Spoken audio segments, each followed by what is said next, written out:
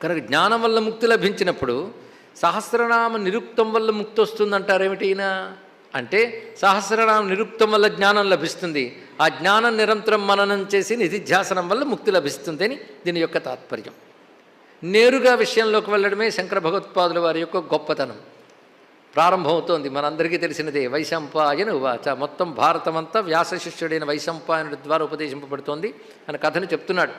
శుత్వా ధర్మానశేషేణ పావనాని చ సర్వశః యుధిష్ఠిర శాంతనవం పునరేవ అభ్యభాషత.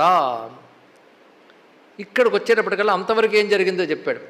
శృత్వా ధర్మాన్ అశేషేణ, అశేషణ అంటే మిగులనేది లేకుండా అని అర్థం. అంటే సంపూర్ణముగా సర్వధర్మములు విన్నాడు. ఎవరు విన్నారు? ధర్మరాజు. ఎవరి ద్వారా? భీష్మాచార్యుల ద్వారా. అలా అన్ని ధర్మములు విన్నవాడై, అవి ఎటువంటి ధర్మములు? పావనాని చ సర్వశః, అవన్నీ పావనములు. పావనములు అంటే పవిత్రము చేయునవి అన్నారు. ఇక్కడ విన్న ధర్మములన్నీ చిత్తస్య శుద్ధయే కర్మ అని చెప్పినట్లుగా ధర్మములు చిత్తశుద్ధికి. అందుకు ధర్మములు లేకపోతే పావనం కావు. పావనం కాకపోతే భక్తి లేదు, జ్ఞానం లేదు, మొత్తం నశిస్తాయి. అందుకే ధర్మములన్నీ విన్నాడు అశేషేణ. ఇంకేమైనా కొసర మిగిలిందా అంటే లేదు. అందుకే అశేషేణ సమస్తముగా ధర్మములు విన్నవాడై, అవి పావనానిచ సర్వశః, అనేక విధములుగా అన్ని విధములుగా పవిత్రము చేయగలిగేటువంటి ధర్మముల్ని విన్నవాడై పునరేవ అభ్యభాషత, మళ్ళీ భూజ ఏవ అభ్యభాషత ప్రశ్నం కృతవాన్ అని చెప్పారు. ఇక్కడ ధర్మాన్ అన్నప్పుడు ఆదిశంకరులు ఒక్క మాటలు అందంగా చెప్పారు. ధర్మాన్ అంటే అభ్యుదయ నిశ్రేయసోత్పత్తి హేతుభూతాన్ చోదనాలక్షణాన్ ధర్మాన్ అన్నారు. ఇక్కడ చోదనాలక్షణం, ధర్మం అంటేనే చోదన లక్షణం కలిగినది. చోదనము అంటే ప్రేరేపించినది అని అర్థం. ధర్మం గురించి విన్నాక ఏ భావం కలగాలి? భలే ఉందని చప్పట్లు కొట్టడం కాదు. ధర్మం గురించి విన్నాక అది చెయ్యాలనే భావం మనకు కలగాలి కదా, అదే చోదనం అంటే. అలాంటి ప్రచోదనం కలిగించేటువంటి ధర్మములు రెండు రూపాలు ఉంటాయి.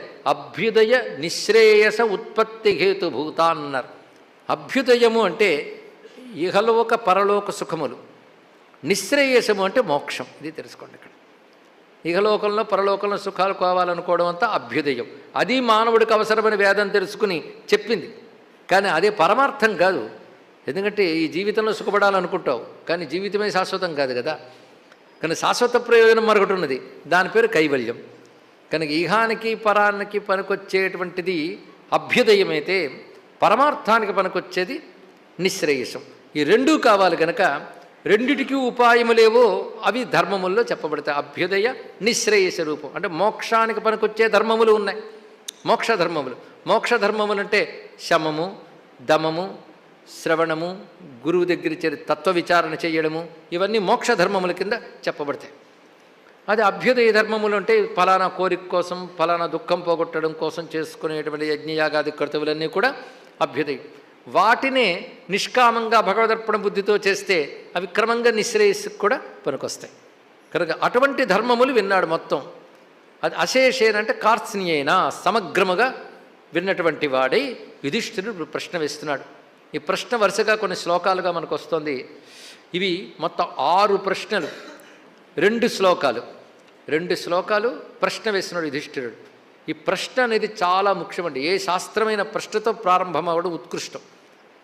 అంటే ఈ ప్రశ్నకి సమాధానం అందులో వస్తుంది. ఇక్కడ ప్రశ్న ఎవడికి వస్తుంది అంటే ఎవడి జిజ్ఞాసువు వాడికి వస్తుంది. కాలక్షేపంగా ఉన్నాం కనుక ప్రశ్న వేయడం కాకుండా జిజ్ఞాసువు అయినటువంటి వాడికి నిజమైన ప్రశ్న వస్తుంది. ఆ జిజ్ఞాసువుగా యుధిష్ఠిరుడు ప్రశ్నిస్తున్నాడు. పైగా గురు శిష్య సంప్రదాయంతోనే విద్య రావాలి. అందుకే ఇక్కడ శిష్యుడు గురువు అని ముందు ప్రారంభించడంలో అంత అందం ఉందండి. ఇక్కడ అలా ప్రారంభం. తద్విద్ధి ప్రణిపాతైన పరిప్రశ్నేన సేవయ అని చెప్పినట్లుగా ప్రణిపాతం చేసి శరణాగతుడై అడుగుతున్నాడు. శిష్యుడు ఎవరు? యుధిష్ఠిరుడు. గురువు ఎవరు? భీష్మాచార్యుల వారు. ఈ రెండు గుర్తుపెట్టుకోండి, తర్వాత వాడికి అర్థాలు తెలుసుకుందాం.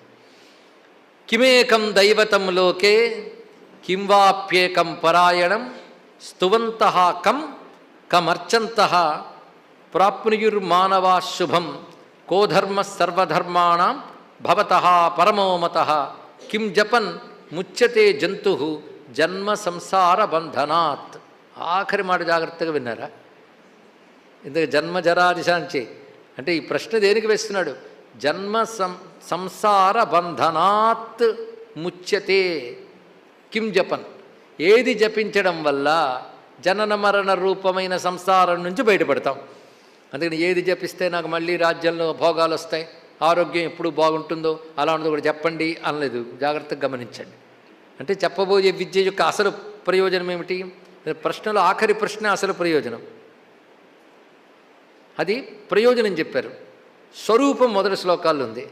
స్వరూపము సాధన, స్వరూపము సాధన ప్రయోజనం. స్వరూపం వచ్చేటప్పటికల్లా కిమేకం దైవతం లోకే కిం వాప్యేకం పరాయణం. ఏకదైవతం ఎవరు? ఇది చాలా గొప్ప ప్రశ్న అండి. కిమేకం ద్వైతం లోకే అంటే ఏకదేవత ఎవరు? ఒకే దేవత ఎవరు?